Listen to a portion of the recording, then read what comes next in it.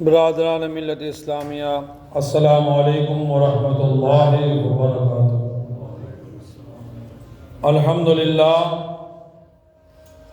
الحمدللہ رب العالمین،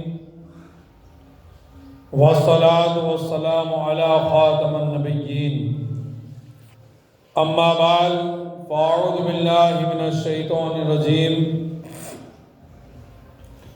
بسم اللہ الرحمن الرحیم۔ قال اللہ تبارک و تعالی فی القرآن الکریم، وقالوا لن تمسنا النار الا ایاما معدودہ قل اتخذتم عند اللہ عہدا فلن یخلف اللہ عہدہ ام تقولون علی اللہ ما لا تعلمون۔ صدق اللہ العظیم وصدق رسولہ النبی الکریم، ونحن علی ذلک لمن الشاہدین والشاکرین والذاکرین والعارفین والمطمئنین والحمد للہ رب العالمین۔ ان اللہ وملائکتہ یصلون علی النبی یا ایہا الذین آمنوا صلوا علیہ وسلموا تسلیما۔ اللہم صل علی سیدنا مولانا محمد وعلی آل سیدنا مولانا محمد وبارک وسلم۔ سورۃ البقرہ آیت نمبر 80 سننے کی آپ لوگوں نے سعادت حاصل کی۔ اس آیت کریمہ میں بنی اسرائیل کی ایک باطنی بیماری کو بیان کیا گیا ہے، چھپی ہوئی بیماری کو بیان کیا گیا ہے۔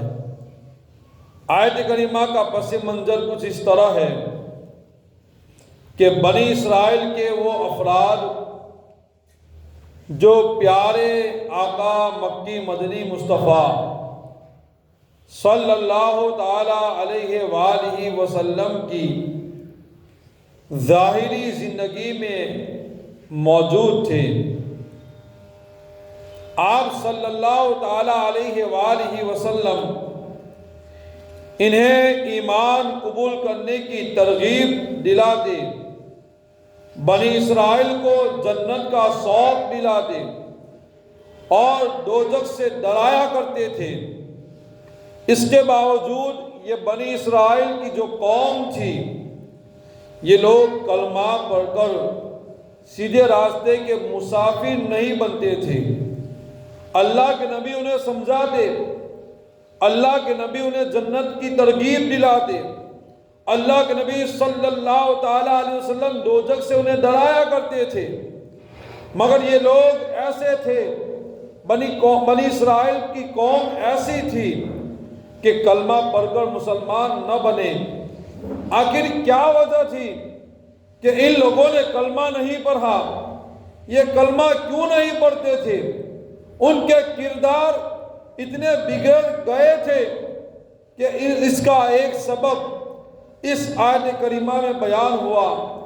اللہ تعالیٰ ارشاد فرماتا ہے، وقالوا، اور بولے، یعنی بنی اسرائیل جو اس زمانے میں اس زمانے میں زندہ موجود تھے، انہوں نے کہا، کیا کہا؟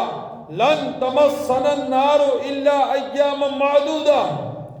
بنی اسرائیل نے کہا، ہمیں تو آگ ہرگز نہ چھوئے گی مگر گنتی کے چند دن۔ یہ بنی اسرائیل کا کہنا تھا، یہ بنی اسرائیل کا کہنا تھا کہ آگ ہرگز نہ چھوئے گی مگر گنتی کے چند دن۔ علماء کرام فرماتے ہیں، بنی اسرائیل کا کہنا تھا کہ ہم چاہے کچھ بھی کر لیں، گناہ کریں، رشوت کھائیں، تورات شریف کے احکام بدلیں، انبیاء کرام علیہم السلام کی گستاخیاں کریں، غرض ہم کچھ بھی کریں۔ بنی اسرائیل کا ماننا یہ تھا، بنی اسرائیل کا کہنا یہ تھا کہ ہم کچھ بھی گناہ کریں، کیسے بھی گناہ کریں، ہم کچھ بھی کریں، کیسے گناہ کرے، دوزخ کی آگ ہمیں چھو بھی نہ سکے گی، ہم پکے تھکے جنتی ہیں۔ ہاں دوزخ میں جائیں گے بھی تو گنتی کے دن ہی رہیں گے، پھر ہمیں دوزخ سے نکال کر جنت میں داخل کر دیا جائے گا۔ درود پاک پڑھیں، اللہم صلی علی سیدنا مولانا محمد وعلی آل سیدنا مولانا محمد وبارک وسلم۔ صلاۃ و سلام علیک یا رسول اللہ، صلاۃ و سلام علیک یا حبیب اللہ صلی اللہ علیہ وسلم۔ تو بنی اسرائیل کا ماننا یہ تھا، بنی اسرائیل کا کہنا یہ تھا کہ ہم رشوتیں کھائیں، توریت شریف کے اندر تبدیلیاں کرے، احکام کو بدلے، انبیاء کرام علیہ السلام کی گستاخیاں کرے، کچھ بھی کرے۔ وقالوا لن تمسنا النار الا ایاما معدودہ، ہم تو آگ میں ہرگز نہیں، ہمیں تو آگ ہرگز نہیں چھوئے گی، الا ایاما معدودہ، مگر گنتی کے چند دن، تھوڑے دن ہمیں آگ چھوئے گی۔ یہ بنی اسرائیل کا کہنا تھا، یہ بنی اسرائیل کا ماننا تھا۔ حالانکہ ان کے اس غلط خیال بلکہ خوش فہمی کے جواب میں اللہ تبارک و تعالی ارشاد فرماتا ہے، قل اے حبیب تم فرما دو، اتخذتم عند اللہ عہدا فلن یخلف اللہ عہدا۔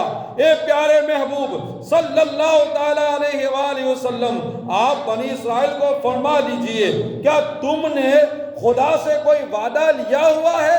کیا تم نے خدا سے کوئی وعدہ لیا ہوا ہے؟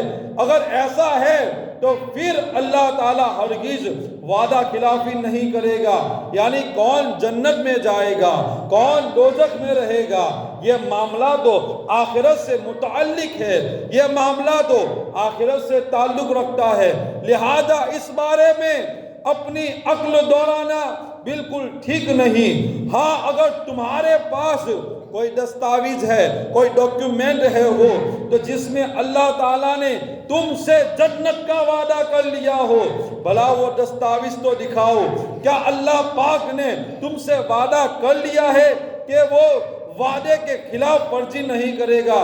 اللہ کا کوئی وعدہ نہیں ہے، ہرگز وعدہ نہیں۔ یہ کہیں نہیں لکھا ہے کہ بنی اسرائیل بخشے یا بخشائے ہیں۔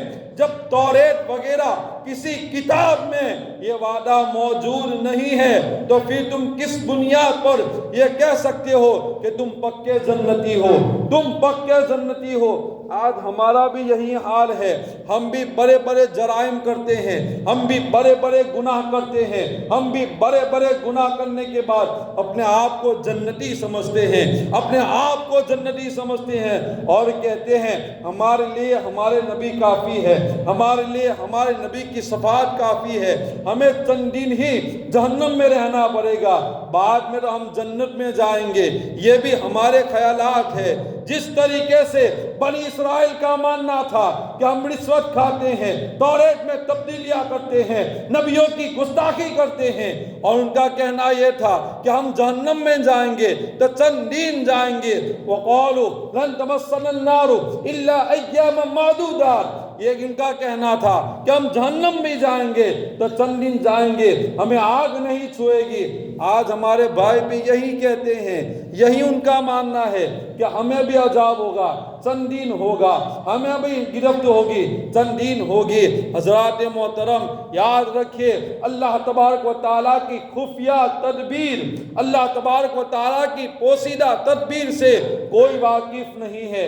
اللہ چاہے تو ایک تنکے کے بدلے میں اس کی بخشش فرما دے، اللہ چاہے تو ایک تنکے کی پکڑ میں اس کی گرفت فرما دے۔ حضرات محترم اس لیے ان واقعین ایسے بھروسے پر نہ رہو۔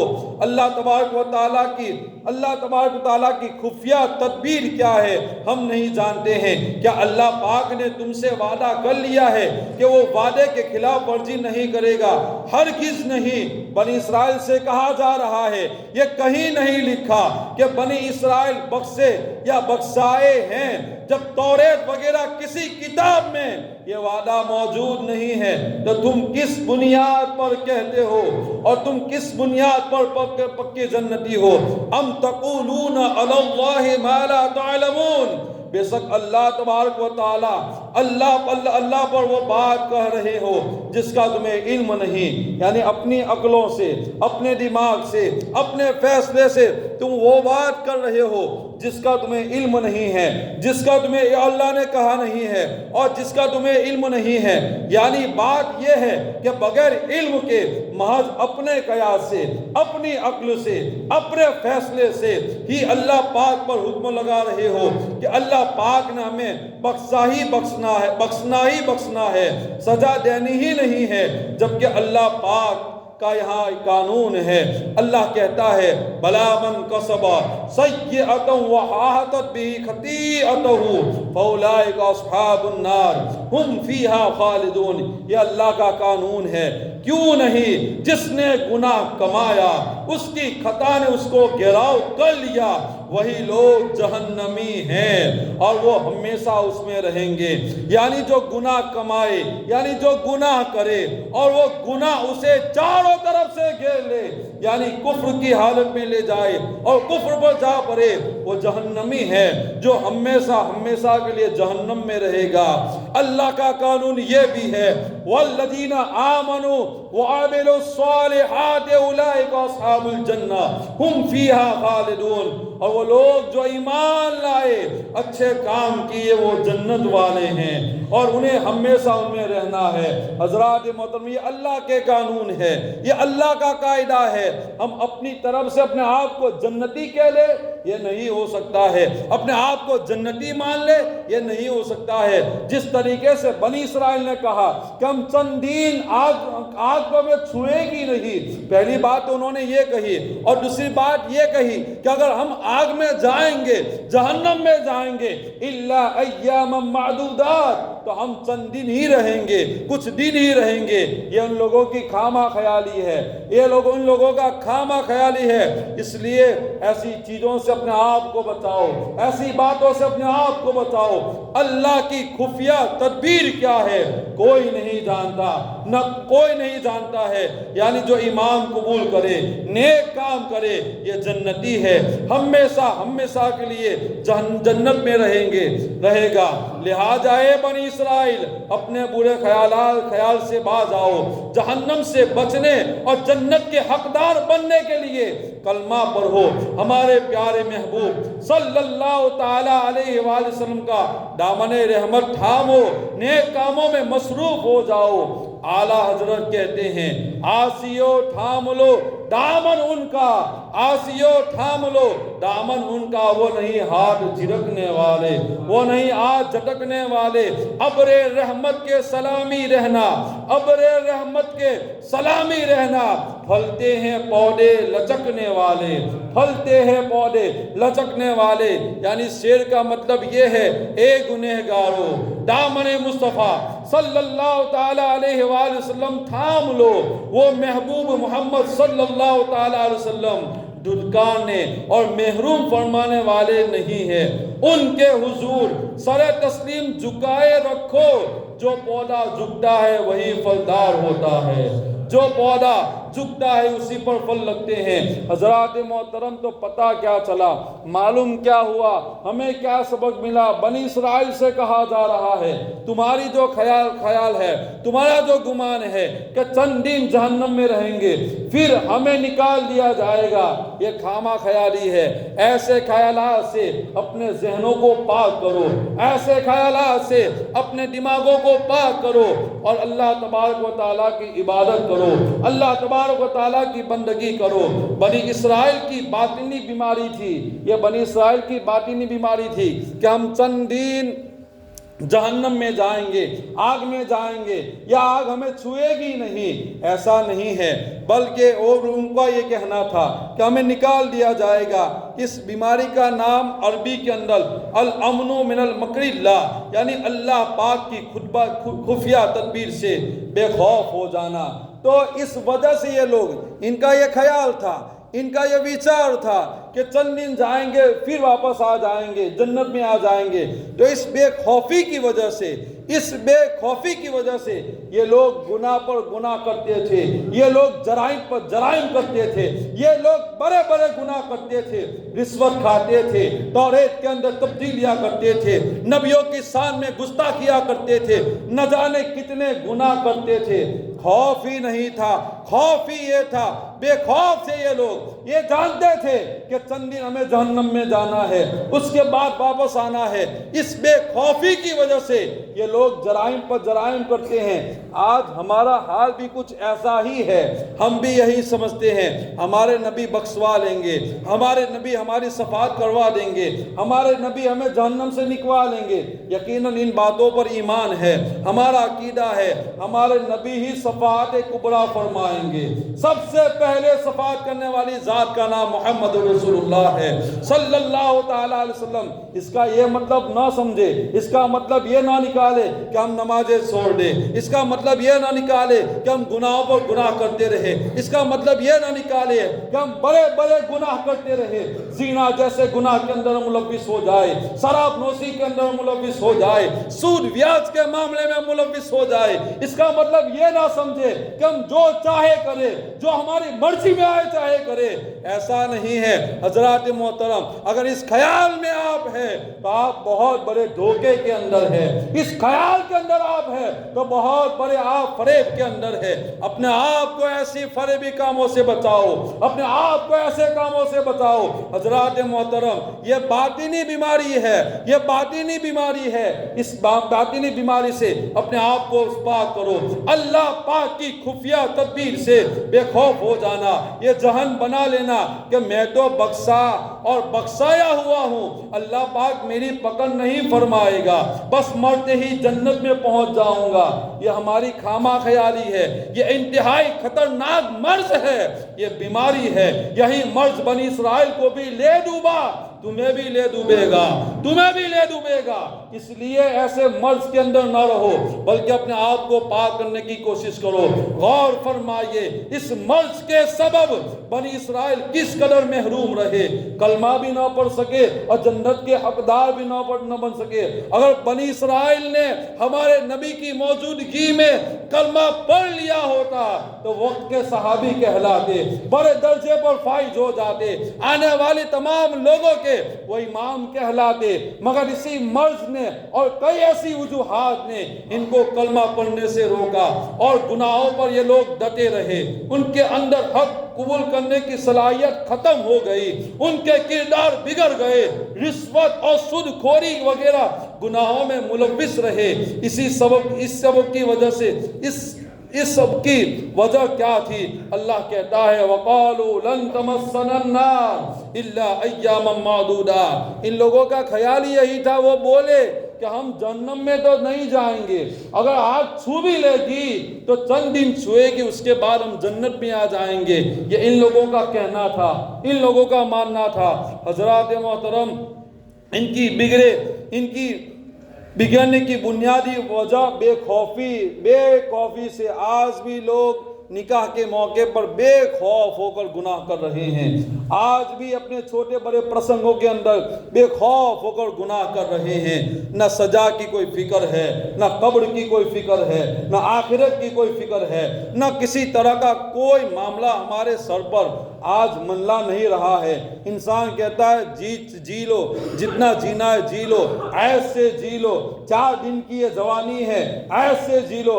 حضرات محترم، گناہ کما کر آپ جیتے ہو اور اس کا عذاب تمہیں بھگتنا پڑے گا۔ درود پاک پر ہے اللہم صلی علی سیدنا مولانا محمد وعلی آلہ سیدنا مولانا محمد مبارک وسلم۔ صلاۃ و سلام علیک یا رسول اللہ، صلاۃ و سلام علیک یا حبیب اللہ صلی اللہ علیہ وسلم۔ اللہ کی خفیہ تدبیر کیا ہے ہم نہیں جانتے کہ اللہ کیا پسند کرتا ہے اور اللہ کیا پسند نہیں کرتا ہے۔ آؤ ایک واقعہ سناؤ، باتیں تو بہت سی ہے مگر وقت بھی ہو چکا ہے۔ اور سنو اللہ کی خفیہ تدبیر کے بارے میں قرآن کہتا ہے نبی عبادی انی انا الغفور الرحیم، میرے بندوں کو خبر دو کہ بے شک میں ہی بخشنے والا مہربان ہوں۔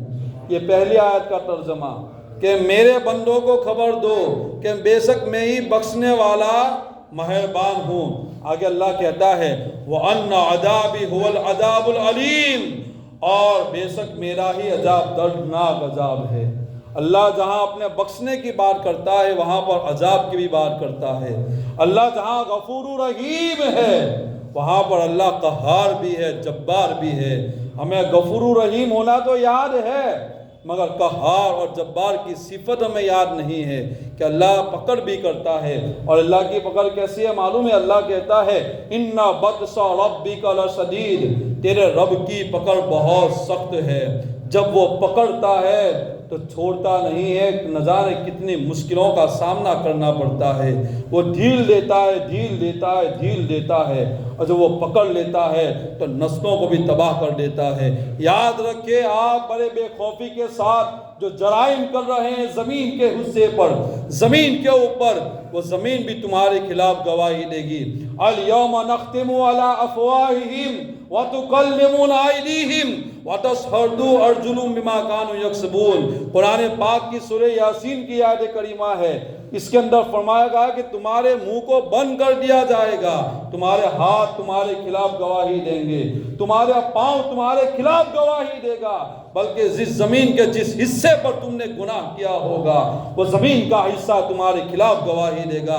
آسمان کے جس حصے کے نیچے تم نے گناہ کیے ہوں گے وہ حصہ بھی تمہیں، آج تو بڑی بے دردی کے ساتھ نماز قضا ہو رہی ہے، آج تو بڑی بے دردی کے ساتھ جھوٹ بولا جا رہا ہے، عام طور پر یہ گناہ ہو چکے ہیں جس کو کوئی گناہ ہی نہیں سمجھتا۔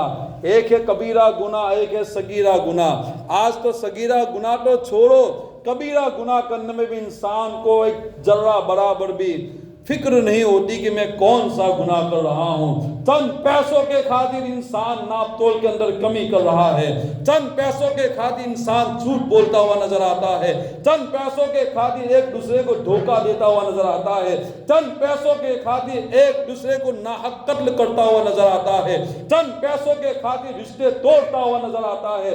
یہ حالات ہے، یہ معاشرہ ہے، یہ عیب ہے ہمارے۔ حضرات محترم، پیسوں کے خاطر، زمین جائیداد کے خاطر، اپنے حق کے خاطر رشتے نہ توڑو، پیسوں کے خاطر اپنے رشتوں کو باقی رکھو۔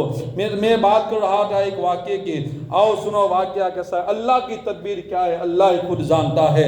حضرت وہب ابن منبہ رضی اللہ تعالیٰ عنہ فرماتے ہیں بنی اسرائیل میں 70 زاہد، یعنی دنیا سے، زاہد کس کو کہتے ہیں؟